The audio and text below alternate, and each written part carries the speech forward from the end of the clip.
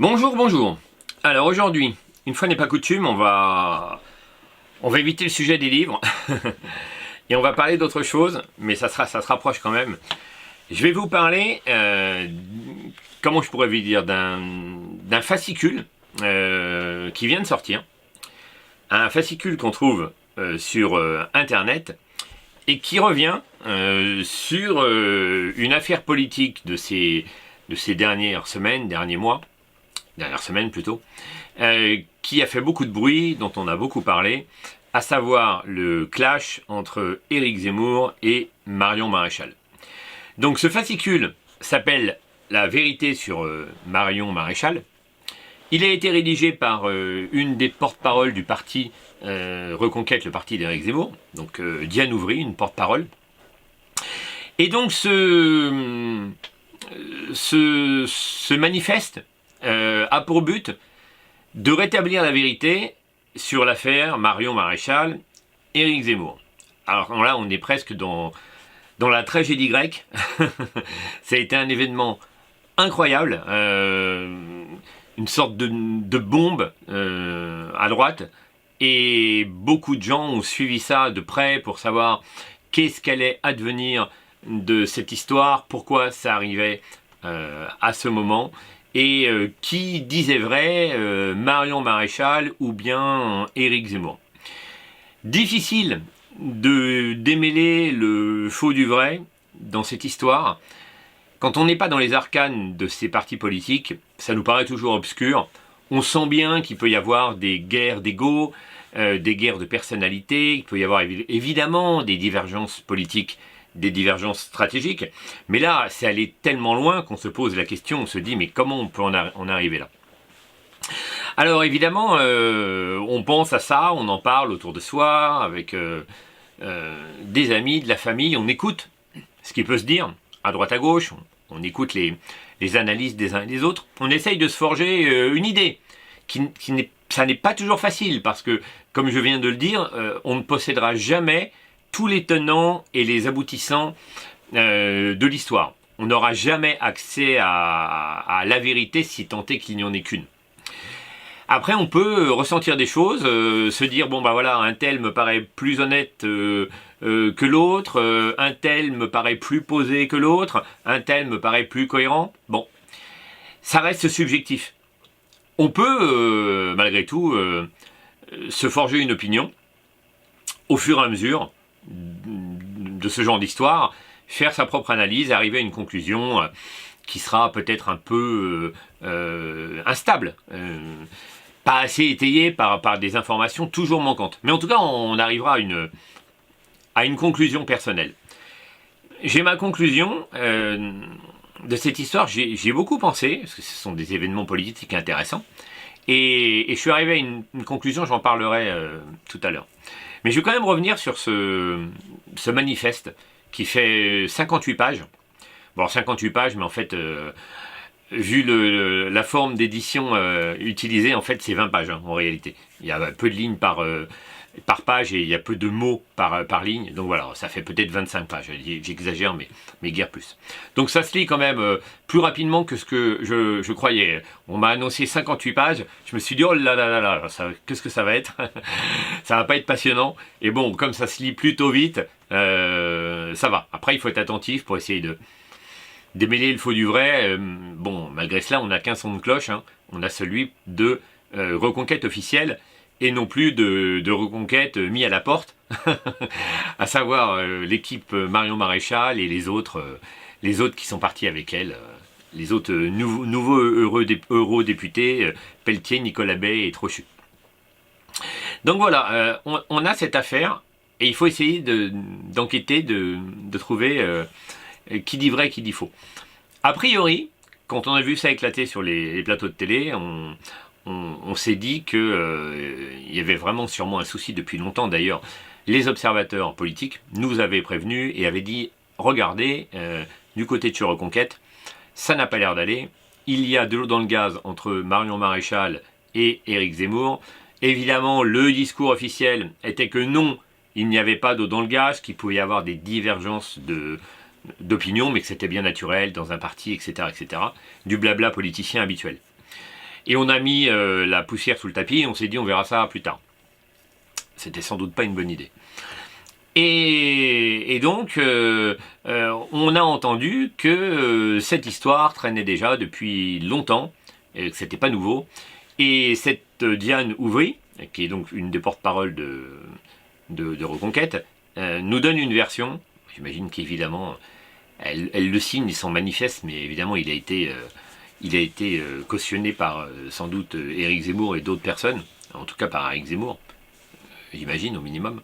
Et donc elle le livre en son nom, mais en fait c'est malgré tout le reflet de la vérité telle que Reconquête veut la livrer au public. Donc c'est intéressant, je vais vous lire quelques extraits, j'ai imprimé quelques pages. C'est intéressant de voir tout ce qui se dit dans ce manifeste auquel d'autres personnes ont déjà répondu. Je reviendrai là-dessus aussi tout à l'heure. Alors, on apprend dans une longue introduction, non, elle n'est pas si longue, mais quelques pages, une introduction, qu'il y avait évidemment des problèmes dès le début avec Marion Maréchal. Alors Marion Maréchal, hein, pour le rappel évidemment, ancienne députée RN, bien connue en politique, qui était sortie de la vie politique, qui avait fait autre chose, et qui a décidé donc de rejoindre Éric Zemmour et Reconquête pour un nouveau combat politique. On nous dit donc, dans cette introduction, qu'il y avait des tensions dès le début, avant même que Marion Maréchal ne rejoigne officiellement Reconquête au meeting de Toulon. Et donc, ça n'allait pas dès le début. Il y avait des tensions entre Sarah Knafo, la compagne d'Éric Zemmour.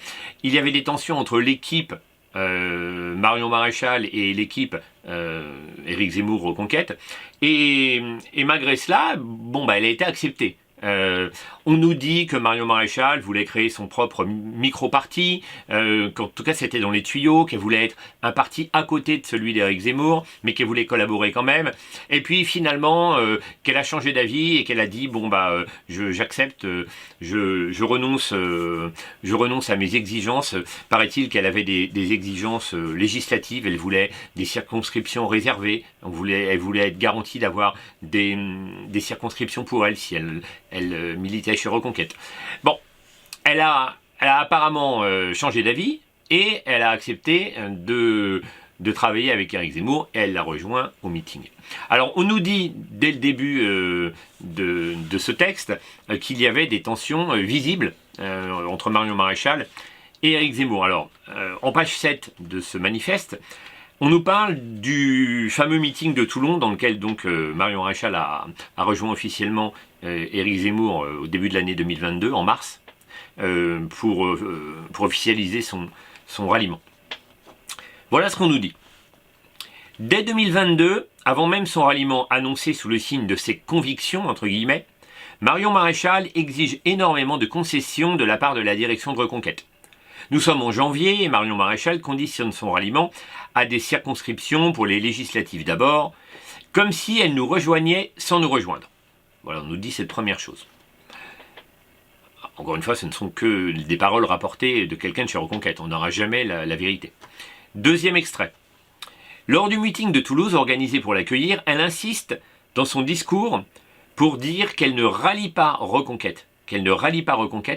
Mais seulement la candidature d'Éric Zemmour à l'élection présidentielle. Réécouter ce discours est très instructif car Marion manifeste d'ores et déjà et publiquement des divergences stratégiques. Alors on va l'écouter là. Alors devant tous ces défis, j'ai envie de vous dire qu'appartenir ou avoir appartenu à tel ou tel parti politique n'est pas le sujet. Parce que les partis politiques n'ont jamais été autre chose et ne doivent d'ailleurs jamais être autre chose que des outils. Ils ne doivent pas être une fin en soi, encore moins une rente, bien évidemment. Alors en m'engageant à vos côtés, je ne décide pas de rejoindre un parti politique.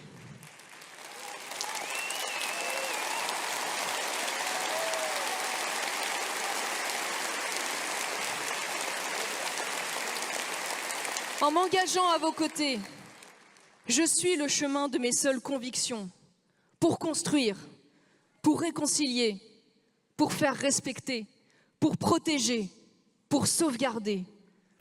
Bon, moi j'ai pris la peine de réécouter ce petit discours qui dure une vingtaine de minutes. J'ai pas perçu de grandes divergences d'opinion stratégiques. Alors peut-être qu'ils avaient des divergences stratégiques, mais en tout cas ça n'est pas vraiment énoncé dans ce discours. On sent que Marion Maréchal est acclamée par le public de Reconquête. Évidemment, pour le public, on ne ressent pas de problématiques, quand bien même ces problèmes auraient existé. Alors après, on va encore plus loin dans ce manifeste. On nous parle d'une volonté de Marion Maréchal de prendre le pouvoir assez tôt dans son aventure Reconquête, à savoir un projet obscur de remplacer Éric Zemmour, de faire une OPA sur Reconquête et de s'approprier le parti qui commençait à briller un petit peu dans le spectre politique. Donc voilà ce qu'on nous dit en page 15 sur le remplacement d'Éric Zemmour souhaité par Marion Maréchal. Marion Maréchal, la solution est trouvée, pardon. Marion Maréchal doit prendre la tête de Reconquête et pour cela, elle doit diriger la liste de Reconquête aux européennes. Infléchir petit à petit sa ligne dans un sens pro-RN, s'opposer à Éric Zemmour et in fine l'évincer, pour apporter Reconquête à sa tante sur un plateau avec ses cadres et ses électeurs. Alors, pourquoi on nous dit ça? Parce que on nous explique qu'effectivement, Éric Zemmour serait capable de rallier des bourgeois dans sa politique de droite, extrême droite, et que le RN, avec Marine Le Pen, ne serait pas capable de rallier cette tranche-là de la population, resterait sur des employés, des ouvriers, et en tout cas ne pourrait pas viser toutes les couches sociales. Et donc, ce serait stratégique de récupérer Reconquête qui a réussi là où le RN ne réussit pas, de le torpiller de l'intérieur, finalement, et de s'accaparer le parti, et après de le livrer sur un plateau à Marine Le Pen, en réalité, ou à Jordan Bardella. On continue plus loin, on nous dit autre chose, page 17. Marion et sa future équipe passeront l'année 2023, donc là on est après les élections présidentielles, à harceler Éric Zemmour pour qu'elle soit nommée très rapidement tête de liste. Elle leur force la main en proposant sa candidature sur les plateaux. Elle se lance un peu plus loin. Elle se lance même dans un chantage avec un ultimatum en mai 2023, ouvrez les guillemets, c'est maintenant ou je n'irai pas. Fermez les guillemets. Guillaume Pelletier et Philippe Vardon jouent les intermédiaires. Ils tentent de convaincre Éric Zemmour. Il accepte de donner sa chance à Marion et la désignera en septembre. Alors là, on est quand même face à un problème. On est en 2023 et donc on prépare les européennes. Et il y a déjà un bagage. Il y a déjà un bagage, il y a déjà de fortes tensions, il y a déjà des critiques, puisque cette Diane Ouvry nous les livre ouvertement, des tensions et des critiques à l'encontre de Marion Maréchal depuis un moment. Et on nous apprend que finalement, Éric Zemmour accepte encore, et puis finalement, pas que lui, toute l'équipe autour de lui, ses proches, ses gardes rapprochés, acceptent de se plier aux exigences de Marion Maréchal. Alors bon, c'est vrai que tout ça paraît quand même un peu bizarre, un peu tordu. On se demande finalement ce que Éric Zemmour a fait à ce moment-là.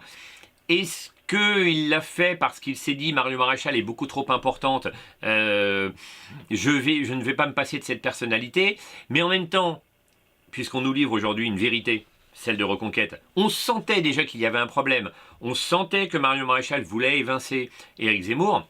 À ce moment-là, on se dit, Éric Zemmour, mon garçon, tu es beaucoup trop naïf, beaucoup trop gentil.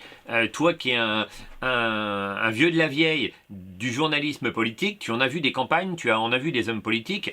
Qu'est-ce que tu attends pour mettre les holà et au minimum t'imposer en tant que chef et dire stop, c'est moi qui décide? Ça paraît quand même étrange. On va aller un petit peu plus loin. Donc là, on est sur des rumeurs en fait. que nous rapporte Reconquête sur les exigences personnelles de Marion Maréchal. Les revendications de Marion ne s'arrêtent pas là. Elle exige de louer un QG de campagne. La raison ? Elle estime que le QG historique, le bureau d'Éric, dans le QG historique, le bureau d'Éric Zemmour, est plus grand que le sien, et que ce n'est pas normal pour une tête de liste. Résultat, Reconquête prend un nouveau QG, mais Marion et ses équipes n'y seront jamais. Ce seront les équipes de Reconquête qui feront l'emménagement seules et l'occuperont. Marion et ses proches se réuniront le plus souvent dans un troisième QG, dans un immeuble commun à Boulogne. Bon, alors là, c'est toujours pareil. Là c'est pareil. Ça continue. C'est-à-dire que Marion Maréchal, elle a des exigences. Elle veut un bureau plus grand. Tu comprends, le tien est plus grand que le mien. Ça ne va pas. Je veux autre chose. Et tout le monde dit, ok, d'accord, Marion, princesse Marion, tu peux avoir ce que tu veux.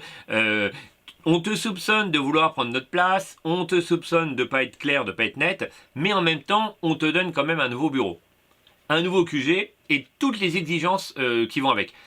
Encore une fois, c'est quand même difficile à accepter. On va aller un petit peu plus loin. Donc là, c'est sur la mainmise de Marion Maréchal sur le parti, en vérité, vraiment sur le parti Reconquête. Voilà ce qu'on nous dit. Or, il se trouve que dès le départ, Marion Maréchal a exigé que le trésorier du parti, le préfet Gilbert Payet, soit exclu de l'association de financement pour y placer uniquement son cercle de proches. Par conséquent, Reconquête n'avait juridiquement aucun mot à dire sur les dépenses engagées par Marion, ni sur les niveaux de salaire que son entourage s'accordait, ni sur aucune des autres dépenses. Tout cela nous a été caché. En revanche, Reconquête était bel et bien partie prenante aux recettes. Ah, ça oui. Marion n'a jamais entrepris de véritable levée de fonds malgré nos demandes de s'impliquer pour participer au financement. C'est le parti qui a versé 4,4 millions d'euros à cette association de financement qui les a donc utilisés comme bon lui semblait. Alors là, c'est pareil. Là, on enfonce le clou encore et encore. En fait, Diane Ouvry, elle nous explique quand même dans ce manifeste qu'ils se sont laissés berner de A à Z par quelqu'un qui les a manipulés de A à Z depuis le début pour une place, une stratégie politique, de l'argent, des dépenses. Et encore une fois, Reconquête n'a rien dit. On continue, on va un peu plus loin.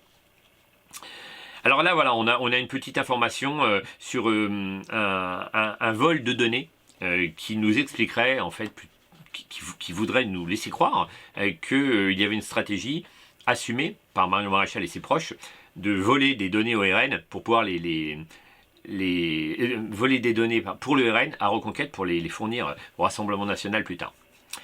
Donc, je cite, Thibault Meunier, proche de Marion, qui a depuis rallié le RN pour devenir député, c'est vrai, j'ai vérifié, il est devenu député, va voir certains des responsables départementaux et affirme qu'il reprendra bientôt la main sur l'organisation du parti, pour Marion. Le même Thibault Meunier tentera de voler un fichier de soutien de Reconquête au profit de l'ICEP. Bon ben voilà, heureusement, alors plus loin, heureusement, grâce à la vigilance de nos soutiens, il sera arrêté dans cette entreprise, admettra, mais il plaidera l'erreur. Bon. Et Marion Maréchal le défendra en personne. Alors là c'est pareil, des proches de Marion Maréchal, Thibault Meunier, ont tenté de voler des données Reconquête pour les fournir au RN plus tard. Je tiens à préciser qu'on est en mars 2024. Hein. Donc moi je sais pas, mais en mars 2024, alors certes il y a les élections qui se rapprochent, mais on n'a déjà pas fait le ménage avant, on fait toujours pas le ménage quoi, à Reconquête, on y va comme ça, on accepte tout. Là, on nous parle de la manière dont on va évincer Éric Zemmour dans la campagne. Donc je cite. Le slogan de campagne est tout trouvé. Votez Marion, la France fière. Les mentions à Reconquête s'effacent. Marion Maréchal ne citera plus le nom d'Éric sur une seule fois de la campagne, dans aucun de ses plateaux télévisés. Quand Éric Zemmour passera la campagne à faire le tour de France, aux côtés des Français pour leur dire « Votez Marion ». Plus tard, dans la campagne, Philippe Vardon ira jusqu'à choisir seul le bulletin de vote qui sera présent dans tous les bureaux de vote de France. Une photo de Marion, seule. Un slogan, Votez Marion, la France fière, et un bandeau tout en bas, liste soutenue par Reconquête. Soutenu, point d'exclamation, nous dit-on. Bon alors j'ai vérifié, c'est vrai et c'est faux. C'est en partie vrai. Hein. Donc effectivement, sur ce bulletin de vote, il y a bien écrit liste soutenue par Reconquête. C'est vrai que ça interpelle, liste soutenue par Reconquête. Mais par contre, il y a Marion Maréchal devant, mais c'est bien sur le tweet de Marion Maréchal à l'époque. Zemmour est à ses côtés derrière. Donc ils sont tous les deux présents. Elle est présente devant, ils sont présents tous les deux derrière. Donc c'est vrai et c'est faux. Après, on continue dans des révélations. Alors là, on va vraiment de plus en plus loin parce que, évidemment, ce manifeste, il a pour but de clarifier la situation, sans doute, c'est vrai, mais de régler ses comptes une fois pour toutes et finalement de ne pas enterrer la hache de guerre, d'aller encore plus loin dans la guerre pour que finalement les partis soient définitivement irréconciliables. Là, on nous fait une révélation sur l'attitude de Marion Maréchal après les élections, les européennes. Donc voilà ce qu'on nous dit à propos de Marion Maréchal. Alors, je reviens un petit peu en arrière. On nous explique bien évidemment avant que Marion Maréchal, comme les gens qui ont suivi l'affaire le savent, a tenté de faire un arrangement avec le RN, de faire la fameuse union des droites voulue par Éric Zemmour, union des droites refusée apparemment par le RN pour cause simplement de présence d'Éric Zemmour. On se doute de l'antagonisme très fort entre Éric Zemmour et Marine Le Pen. Et donc du coup, on est après cet épisode, et voilà ce qu'on nous dit quand Marion Maréchal revient voir ses alliés encore à ce moment-là de Reconquête. Marion Maréchal perd pied. Son plan tombe à l'eau. Enragée, elle publie immédiatement un communiqué de presse vindicatif contre le RN qui vient de lui dire pas d'alliance. Elle les attaque. Elle dit qu'ils ne pourront s'en prendre qu'à eux-mêmes si l'extrême gauche passe car ils ont refusé cet accord. Elle débarque au siège de Reconquête à 16h30. Et je vous assure que je ne la pensais pas capable de se mettre dans un tel état. Elle hurlait « Putain !» Alors là, ils ont mis des petits points, des petits astérisques, mais moi je le dis. « Putain, putain !» Elle se cognait littéralement la tête contre les murs. Tout le QG était glacé et gêné de voir une femme perdre sa contenance à ce point. Guillaume Pelletier, Nicolas Bay, Gilbert Payet, Stanislas Rigaud et Sarah Knafo sont également dans la salle de réunion. Très calme. Éric Zemmour lui propose de s'asseoir. Elle hurle qu'elle ne veut pas s'asseoir ici. Il lui demande de lui expliquer ce qu'il s'est passé. Réponse de Marion Maréchal. J'en ai plus rien à foutre. Alors c'est pareil, foutre, ils ont mis des petites astérix. Vire-moi maintenant, qu'est-ce que tu attends? Es-tu sûr de ton choix, Marion? Réponse. Je n'en ai rien à foutre. Je n'en ai plus rien à foutre. Je n'ai plus rien à foutre ici. Pardon. Je n'ai plus rien à foutre ici. Démerdez-vous pour les législatives. Démerdez-vous. Point d'exclamation. Fermez les guillemets pour Marion Maréchal. Dernier hurlement et claquement de porte. Elle fuit, blême, etc., etc., etc. Donc là, on nous dépeint une crise d'hystérie totale de Marion Maréchal qui est à milieu de l'image qu'on a de la femme publique. Quand elle arrive sur un plateau télé, elle est posée, elle est calme, elle dit ce qu'elle a à dire. Elle l'a fait d'ailleurs après les événements, le clash Zemmour-Marion Maréchal, et on a eu affaire à quelqu'un qui est venu raconter sa version des faits d'une manière plutôt posée. Pour les gens qui ne connaissent pas l'affaire, une manière qui a l'air cohérente d'énoncer les faits. Et là, on nous donne un tout autre discours. Une folle furieuse, en réalité, qui serait extrêmement énervée de ne pas avoir réussi sa stratégie, à savoir convaincre le RN. Et finalement, on va beaucoup plus loin parce qu'on nous dit tout de même que la tentative de Marion Maréchal de rallier le RN n'était simplement qu'une façade. Elle aurait voulu torpiller en quelque sorte Reconquête. Elle aurait agi en sous-main pour le Rassemblement national. et elle n'aurait pas réussi son coup, elle aurait elle-même été trahie par les gens du Rassemblement National, qui, après l'avoir utilisé pour plomber Reconquête, lui auraient refermé la porte au nez. Bon, c'est l'arroseur arrosé, le fameux. Et ça la met donc apparemment hors d'elle dans ce que nous livre Diane Ouvry dans des confidences qu'on ne peut prendre que comme elles sont. On nous les présente comme ça, encore une fois, on n'aura jamais la scène sous les yeux. Si tant est qu'il y ait eu quelqu'un qui filmait discrètement avec son smartphone, ce serait amusant de voir ça. Mais en tout cas, on n'aura jamais ça. Donc on ne peut qu'imaginer. Alors après, on poursuit. On nous rappelle que Éric Zemmour est venu ensuite chez Christine Kelly sur l'émission de CNews Face à l'info, qu'il est venu encore essayer de faire l'union des droites, donc après la crise de nerfs de Marion Maréchal, prétextant qu'on pouvait peut-être encore faire une union, expliquant lui-même qu'il était prêt à ne pas se présenter, à ne pas présenter de candidature. Bon, tout ça paraît très très étrange. On ne comprend pas trop pourquoi Éric Zemmour irait jusqu'à retirer sa propre candidature, si tant est qu'il ait vraiment eu envie de se présenter quelque part aux législatives, ce dont on peut douter. Il a dit souvent qu'il n'avait pas vocation à se présenter tout le temps. Bon, c'est quand même un chef de parti, là, il aurait certainement dû aller au combat, mais passons sur cet événement-là. Et après tout ce qui vient de se passer, des mois, là on nous parle d'années d'ailleurs, d'années de lutte fratricide, utérine, dans Reconquête, en particulier avec Marion Maréchal et ce qu'ils appellent son équipe, ses compères, eh bien, pourquoi est-ce qu'il ferait encore des ronds de jambes et pourquoi est-ce qu'il prendra autant de circonvolutions? Alors, des circonvolutions, il ne va pas en prendre très longtemps parce que le lendemain, sur BFM TV, il va aller s'expliquer.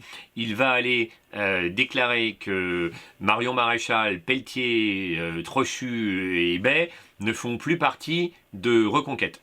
Bon, on comprend que si ce qu'on nous dit dans le manifeste est vrai, Marion Maréchal a claqué la porte elle-même la veille, en réalité. Évidemment, on ne le sait pas quand on regarde BFM. On ne sait pas quels sont les tenants et les aboutissants de cette histoire. Les téléspectateurs sont un peu perdus. C'est le psychodrame, c'est la tragédie grecque. On ne sait pas comment ça va se terminer. Et c'est pire que ça, c'est une enquête de Colombo. On ne sait pas qui a tué. Enfin non, l'enquête de Colombo, on sait qui a tué. Là, on sait qui a tué, mais on ne sait pas comment il l'a fait. C'est plutôt ça que je voulais dire. On ne sait pas comment il l'a fait véritablement, comment le crime a été commis. Et malheureusement, nous, spectateurs, on n'aura pas le privilège des spectateurs de Colombo. On n'aura pas le décryptage réel de la scène de crime. On ne saura pas qui a tué, comment il a tué et pourquoi il a tué. On a un écho, on a différents sons de cloche, et c'est tout ce qu'on a en notre possession en réalité. Alors ensuite, on conclut en nous disant évidemment qu'on n'a jamais eu affaire à une telle traîtrise, que globalement on ne s'attendait pas à ça de la part de Marion Maréchal. Bon, il y a quand même des choses qui sont difficiles à démêler dans cette histoire, le vrai du faux. On a plusieurs personnalités qui ont rallié Éric Zemmour lorsqu'il a fondé Reconquête. On a eu donc cette dame, Laurence Trochu, je ne sais même plus d'où elle vient d'ailleurs, d'une droite quelconque, je ne sais plus d'où elle vient. Et elle l'a rallié à la fin de l'année 2021. Donc fin d'année 2021, elle rallie Éric Zemmour. Finalement, 2024, après les européennes, elle décide elle aussi de quitter Éric Zemmour et donc d'être une sorte de traîtresse également. Ce qui est quand même curieux, c'est que finalement, on ne nous en parle pas dans ce manifeste. Elle est évoquée, simplement, elle est nommée. On ne parle pas de son parcours, on ne parle pas de ce qu'elle a dit, ce qu'elle a fait. Donc cette femme-là est donc finalement catégorisée également comme traîtresse, sans qu'on nous explique vraiment pourquoi et comment. Il n'y a pas d'enjeu. On a l'impression que c'est une personnalité sans enjeu. On a aussi Guillaume Pelletier, donc ancien LR, du Loir-et-Cher, je crois bien, et qui lui a rejoint Zemmour peu de temps après la création de Reconquête. C'est au début de l'année 2022, en janvier ou en décembre 2021, à vérifier. Et donc, lui c'est un ancien LR, il n'a pas normalement d'accointance avec le RN, et on nous révèle dans ce manifeste que même lui, en fait, a trahi depuis bien longtemps. Alors là, c'est sidérant. C'est encore une révélation choc. On nous explique que Guillaume Pelletier voulait être investi au candidat aux législatives 2022 sous l'étiquette RN, qu'il aurait fait des pieds et des mains pour rallier le RN dès 2022, qu'il aurait fait exactement la même chose en 2023 pour les européennes. Alors, il a été élu sous l'étiquette Reconquête, finalement. Et alors là, c'est pareil. Là, on ne comprend pas. Guillaume Pelletier, le grand ami, en tout cas, montré comme tel d'Éric Zemmour dans les médias, avec lui partout sur les meetings. Pelletier qui a l'air de regarder Zemmour avec les yeux de chimène. Il est presque amoureux de lui, ça se voit. Et donc, en fait, c'est un traître potentiel depuis 2022, puisque depuis les législatives, il a voulu trahir en passant au RN. Alors là, c'est pareil. On se dit, mais pourquoi est-ce qu'il est encore là, Guillaume Pelletier? Moi, j'ai un mec comme ça avec moi, qui sait pas ce qu'il veut, un coup RN, un coup Reconquête, et finalement, seulement quelques mois après son ralliement, il veut déjà aller dans un autre parti. Ben, je lui dis, tu vois, la porte, elle est là-bas, tu la prends, puis tu reviens plus. Ça me paraît très étrange de la part de Zemmour de ne pas se débarrasser de ces personnalités gênantes, plus que gênantes, de ces personnalités qui finalement ne lui apportent que du malheur au bout du bout. Bon, c'est quand même assez étrange, tous ces revirements dans ce psychodrame Reconquête, avec ces guerres entre Maréchal et Zemmour. On a quand même l'impression qu'Éric Zemmour, qui est sans doute un brillant intellectuel, qui a une énorme culture, qui a un gros bagage historique, il a fait ses preuves dans Face à l'info pendant des années avec ses chroniques, c'est un bon chroniqueur, il l'avait fait avant chez Ruquier dans les chroniques littéraires, où il était bon également. On a l'impression qu'il n'est pas capable, globalement, de faire la part des choses quand il s'entoure de gens. Il n'est quand même pas seul. Il y a évidemment Sarah Knafo, il y a l'équipe de Sarah Knafo autour de lui. J'oserais pas dire que c'est peut-être ça le problème. Je ne sais pas, on les connaîtra jamais, ces gens. Mais on peut sentir qu'il y a un problème de capacité d'analyse, en réalité. Comment se fait-il qu'on a accepté tout ça chez Reconquête? Comment se fait-il qu'on a laissé passer autant d'anicroches, voire de clashs qui ont été cachés au grand public, évidemment, ça me paraît normal pendant un certain temps, pour finir en explosion totale dans une situation qui n'est plus du tout maîtrisée. Un Éric Zemmour qui va sur BFM TV. BFM TV qui incarne tout ce qu'il déteste. Enfin, on peut l'imaginer en tout cas. Une sorte de bien-pensance, le gauchisme, en plus des gens qui le détestent. Donc il va chez des ennemis pour aller régler ses comptes et laver son linge sale en famille qu'il devrait garder pour lui et qu'il va laver à la télévision comme ça chez BFM TV. C'est très étrange. On a l'impression qu'il y a quand même un problème de stratégie chez ces gens, et en tout cas à minima de réflexion politique. Alors évidemment, si on voulait être cynique, on pourrait dire qu'Éric Zemmour s'est entouré dès le début, si ce n'est de traîtres, de gens qui changent de boutique facilement. C'est le cas de Pelletier, puisqu'il était chez LR. C'est le cas de Trochu, parce qu'elle avait un parti de droite, je ne sais plus, affilié à LR aussi, je crois. C'est le cas, évidemment, de Marion Maréchal, une ancienne députée RN. C'est le cas de Nicolas Bay, également RN. Et puis d'autres personnalités. Finalement, quelqu'un comme Ravier, le sénateur de Marseille. Bon, en soutenant Marion Maréchal, on imagine, on ne le sait pas, mais qu'il a été exclu également, puisqu'il a apporté son soutien officiel dans le clash Zemmour-Maréchal. À Marion Maréchal. Donc, il s'est entouré de gens qui changent de boutique, on pourrait dire de gens qui retournent leur veste, on pourrait dire de traîtres. Donc, il s'est entouré de traîtres dès le début. Qu'est-ce que tu t'étonnes, Éric Zemmour, d'être trahi après coup? c'est quand même assez étonnant.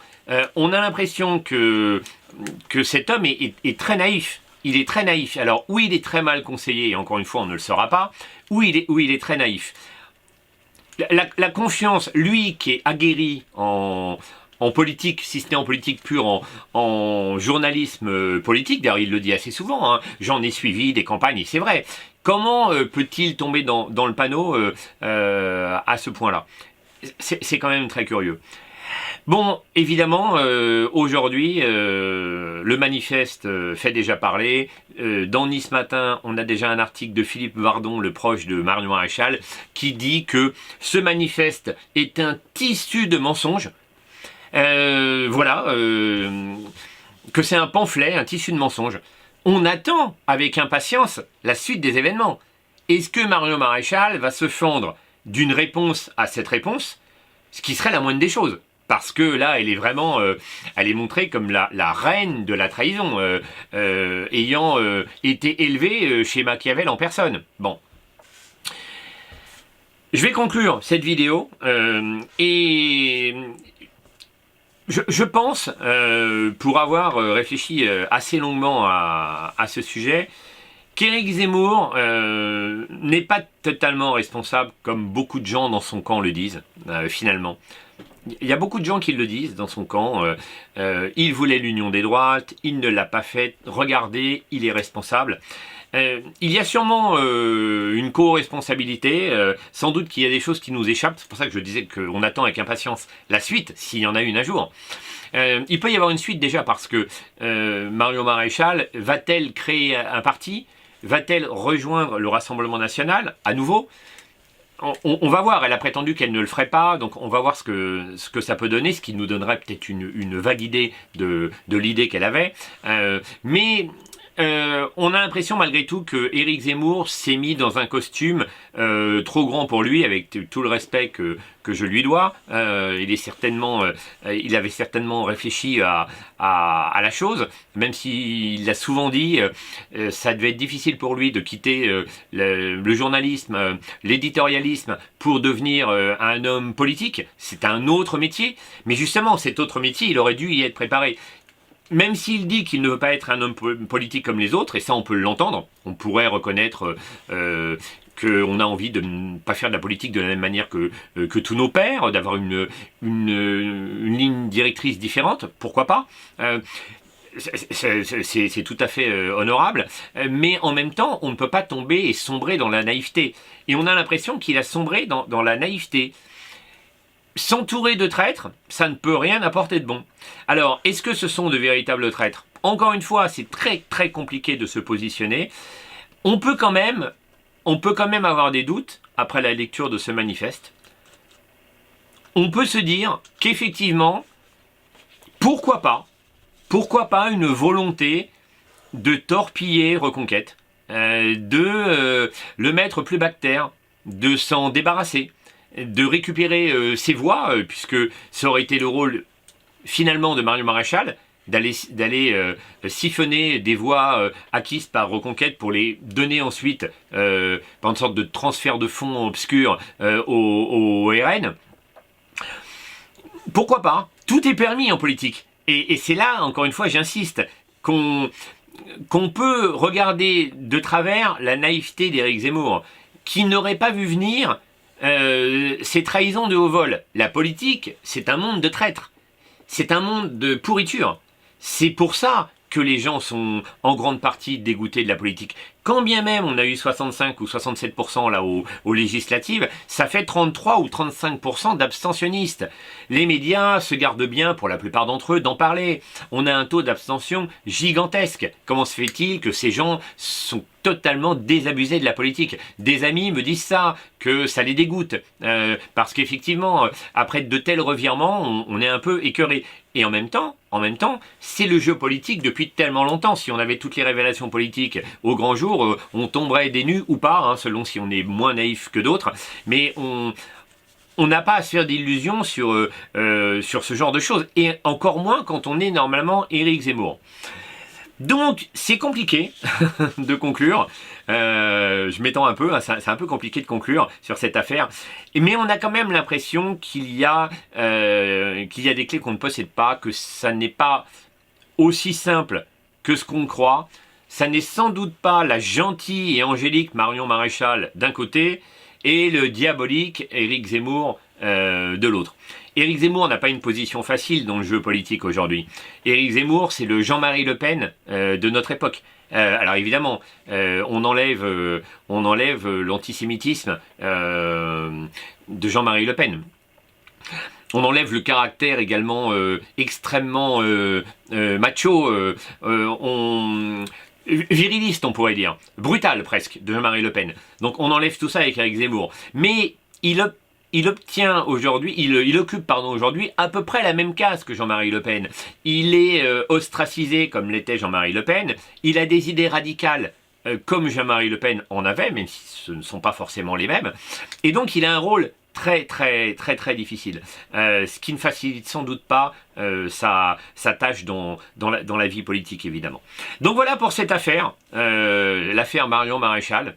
Je vous invite à lire, ceux que ça intéresse, le manifeste. C'est pas écrit avec une grande plume, mais en tout cas ça résume assez bien les faits.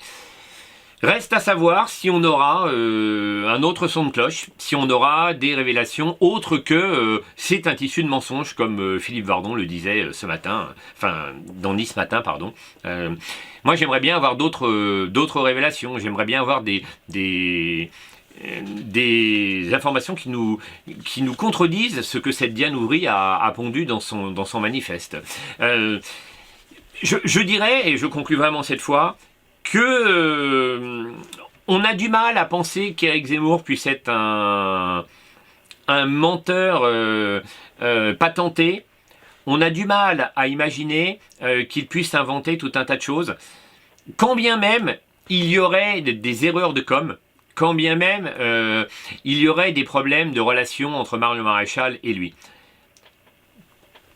J'aurais tendance à imaginer qu'il s'est quand même fait un peu berner dans l'affaire. Alors voilà, il faut bien prendre position parce que c'est comme si on n'avait pas de preuves sur un criminel. Hein. C'est l'intime conviction. Donc mon intime conviction serait, en dépit du fait qu'on ne possède pas toutes les clés, tous les indices, qu'il s'est un peu fait berner et qu'il a sans doute péché un peu par naïveté. En tout cas, on peut apporter une autre conclusion, et ce sera vraiment ma conclusion. Quand on entre dans un parti politique qui est extrêmement marqué, comme celui d'Éric Zemmour, Reconquête est un parti avec des idées radicales. Quand on entre dans ce parti, qu'on a un chef charismatique comme l'Éric Zemmour, qui a des idées arrêtées sur les choses qu'il communique depuis longtemps sur les plateaux de télé, eh bien, on se plie à son chef. Ce que visiblement n'a pas fait Marion Maréchal dès le début. Et ça